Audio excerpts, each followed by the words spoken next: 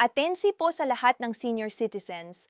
Mayroon po akong napakahalagang balita na kailangan ninyong marinig ngayon na kung ikaw ay senior citizen o may kilalang lolo o lola, tigil muna ang ginagawa mo at makinig dahil ito ay tungkol sa 8,000 universal pension na maaari ninyong makuha sa February 7.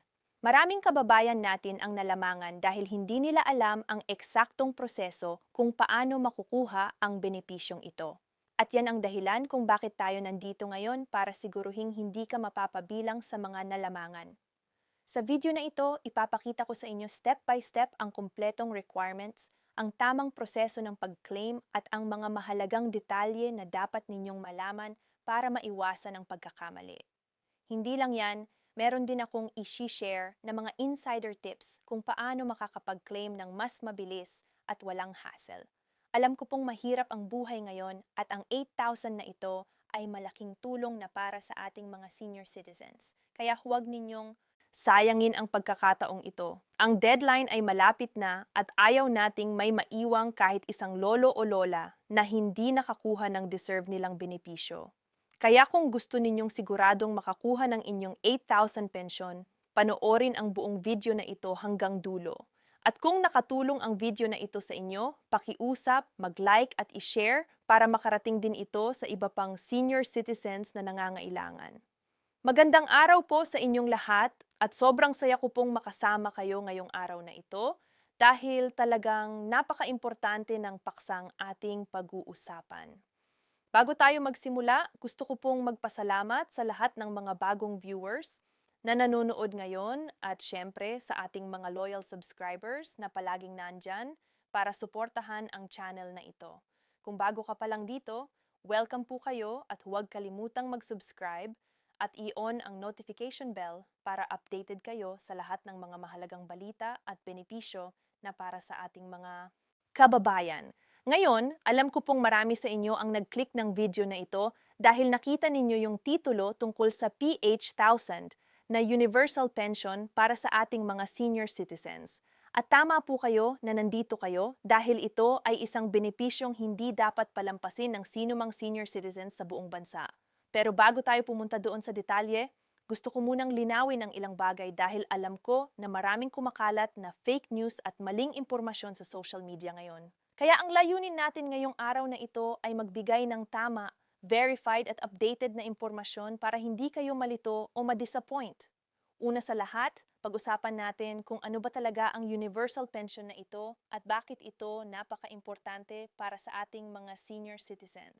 Ang universal pension ay isang benepisyo na binibigay ng gobyerno sa lahat ng senior citizens na nasa hustong edad na. Ito ay bahagi ng mas malaking programa ng pamahalaan na tiyakin na ang ating mga matatanda ay may sapat na suporta at dignidad sa kanilang pagtanda. Hindi po ito basta-basta tulong o ayuda lang. Ito po ay karapatan ninyo bilang senior citizen ng Pilipinas. Mahalaga po na maintindihan natin na ito ay hindi charity, kundi isang recognition ng kontribusyon ninyo sa lipunan at isang paraan para siguruhing hindi kayo mahihirapan sa inyong golden years. Ngayon, yung P8,000 na binanggit natin, ito po ay para sa buwan ng February at ang payout date na binanggit natin ay February 7th. Pero gusto ko pong bigyan kayo ng mas detalyadong impormasyon tungkol dito. Hindi lahat ng senior citizens ay makakakuha ng eksakto na 8,000 dahil may iba't ibang kategorya at iba't ibang amount depende sa inyong edad, sa programa na inyong kinabibilangan at sa iba pang factors. Kaya mahalaga na marinig ninyo ang buong video para maintindihan ninyo kung magkano ba talaga ang makukuha ninyo at ano ang mga requirements na kailangan ninyong tuparin. Magsimula tayo sa pinakasimpleng kategorya at ito ay yung Social Pension Program. Ang social pension ay isang monthly stipend na binibigay sa mga senior citizens na indigent o mahihirap. Kung kayo po ay nakatanggap na ng social pension dati, ang amount na ito ay usually 500 per month. Pero sa ilang probinsya at municipality, may additional incentives at dagdag na benepisyo na binibigay ng local government. Kaya minsan, ang amount na natatanggap ng mga senior citizens ay aabot ng hanggang 1,000 o higit pa depende sa kung saan kayo nakatira. Ang mahalaga dito ay nakaregister kayo sa Social Pension Program at updated ang inyong records sa Office of Senior Citizens Affairs sa inyong barangay o municipality. Pangalawa, mayroon din tayong GSIS pension para sa mga senior citizens na dating government employees. Ang GSIS or Government Service Insurance System ay nagbibigay ng monthly pension sa mga retirees na nag-serve sa gobyerno. Ang amount ng pension na ito ay nakadepende sa kung gaano katagal kayo nagtrabaho, kung ano ang inyong posisyon, at kung magkano ang inyong contributions. Maraming senior citizens ang nakakakuha ng malaking amount mula sa GSIS. At kung kayo ay isa sa kanila, dapat kayong regular na kumuha ng inyong monthly pension. Ang payout schedule ng GSIS ay usually consistent at ang February payout ay madalas na nakakalkal sa first week ng buwan. Kaya ang February 7th na binanggit natin ay possible na payout date para sa inyong pension. Pangatlo naman, meron tayong SSS pension para sa mga senior citizens na nagtrabaho sa private sector. Ang Social Security System ay katulad din ng GSIS pero para sa mga private employees. Kung kayo ay nag-contribute sa SSS habang kayo ay nagtatrabaho at nag-reach kayo ng required number of contributions and ng retirement age, entitled kayo sa monthly pension mula sa SSS. Ang SS pension ay nakadepende rin sa inyong contributions at sa number of years na kayo ay nag-contribute. Ang SS ay may fixed schedule din ng payout at ang February payout ay usually nasa first or second week ng buwan. Kaya again, ang February 7th ay possible date para sa mga makakakuha. Ngayon, bakit ko binanggit ang lahat ng ito? Dahil gusto kong maintindihan ninyo na ang P8,000 na nakita ninyo sa titulo ay pwedeng combination ng iba't ibang benepisyo. Halimbawa, kung kayo ay tumatanggap ng social pension na 500 plus, may additional ayuda mula sa local government na 1,000 plus, may iba pang benepisyo mula sa DSWD o sa ibang government agencies. Pwede kayong makatanggap ng total na Page 8,000 o higit pa sa buwan ng February. Kaya ang KEO ay alamin ninyo kung ano-ano ang mga programa na kayo ay qualified at tiyaking nakaregister kayo sa lahat ng ito. Pag-usapan naman natin ang mga requirements at kung paano ninyo makukuha ang mga benepisyong ito. Una sa lahat, kailangan ninyong magkaroon ng valid Senior Citizen ID. Ang Senior Citizen ID ay ang inyong passport papunta sa lahat ng benepisyo at privileges na para sa senior citizens. Kung wala pa kayong senior citizen ID, ang first step ninyo ay pumunta sa Office of Senior Citizens Affairs sa inyong barangay o municipal hall at mag-apply.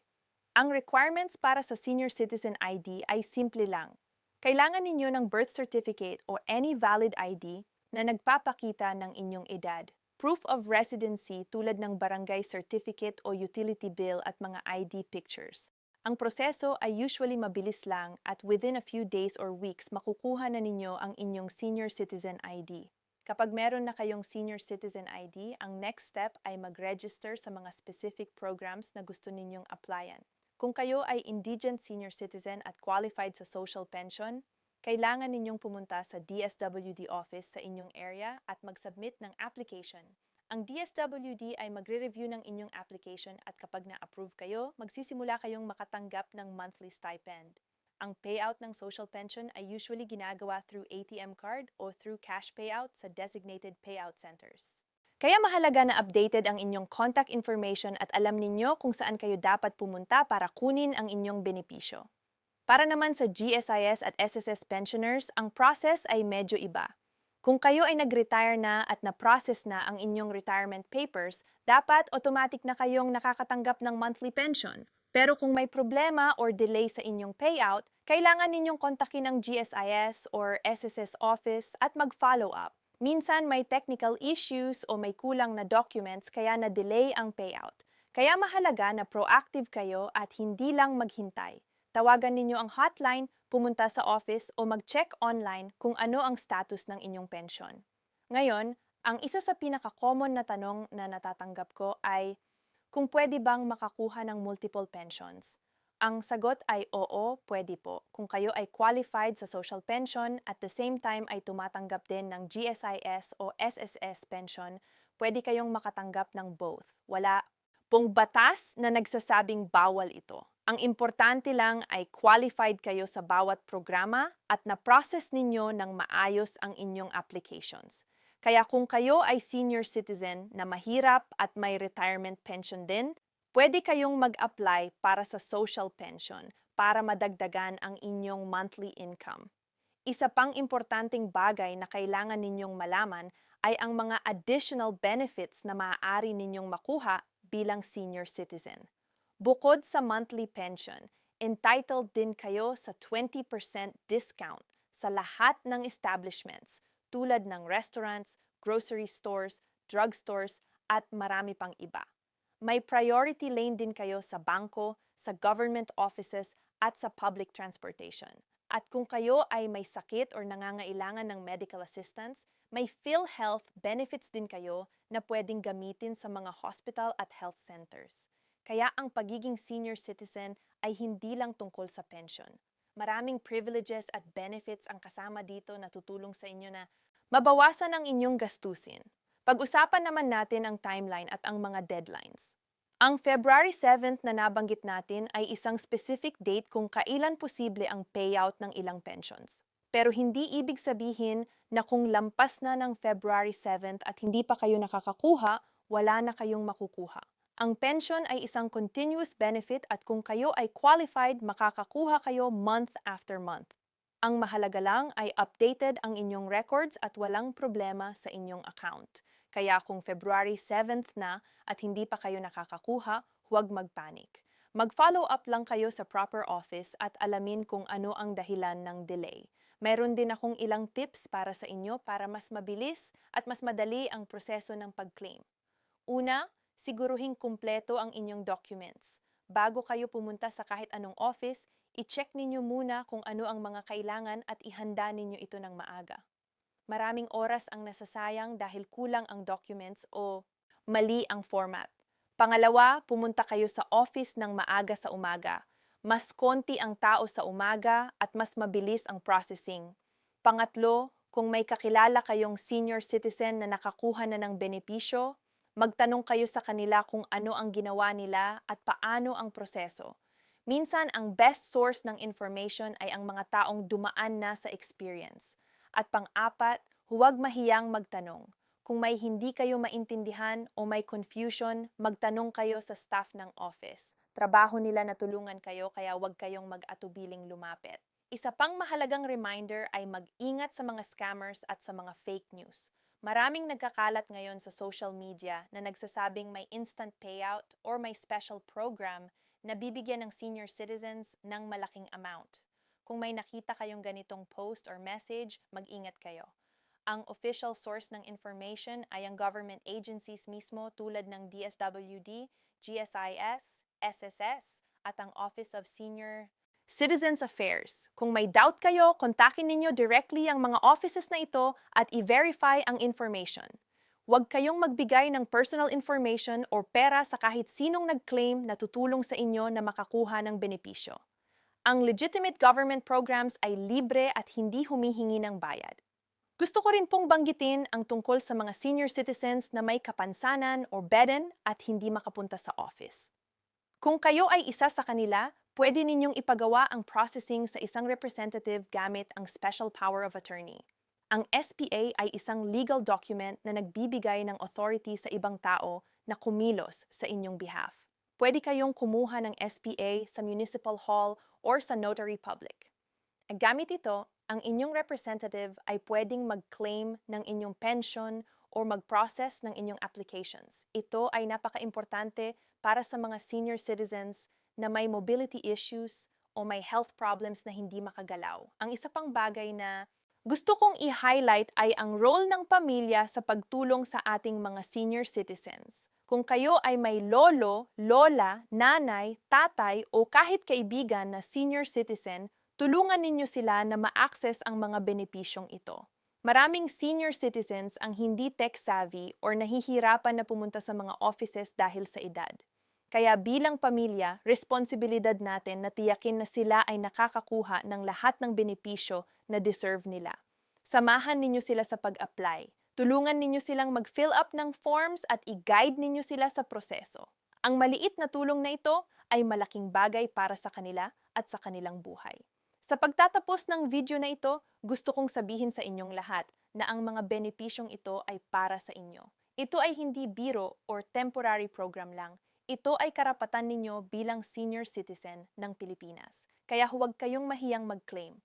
Huwag kayong matakot na lumapit sa government offices at huwag kayong mag-give up kung may delay o problema. Ang benepisyong ito ay tutulong sa inyo na mabuhay ng may dignidad at seguridad at deserve ninyo ito dahil sa lahat ng taon na kayo ay nagtrabaho at nag-contribute sa ating bansa. Sana po ay nakatulong ang video na ito sa inyo. Kung meron kayong mga tanong o comments, i-type lang po ninyo sa comment section sa baba at tutulungan ko kayong sagutin. At kung nakatulong talaga ang video na ito, pakiusap lang po mag-like at mag-share para makarating din ito sa iba pang senior citizens na nangangailangan ng information. Maraming salamat po sa inyong panunood at hanggang sa muli.